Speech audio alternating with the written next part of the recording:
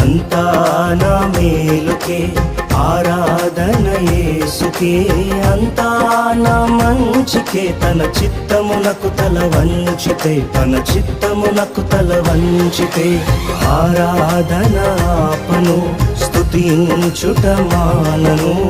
ఆరాధన ఆపను, స్తుతించుట మానను, స్తుతించుట మానను.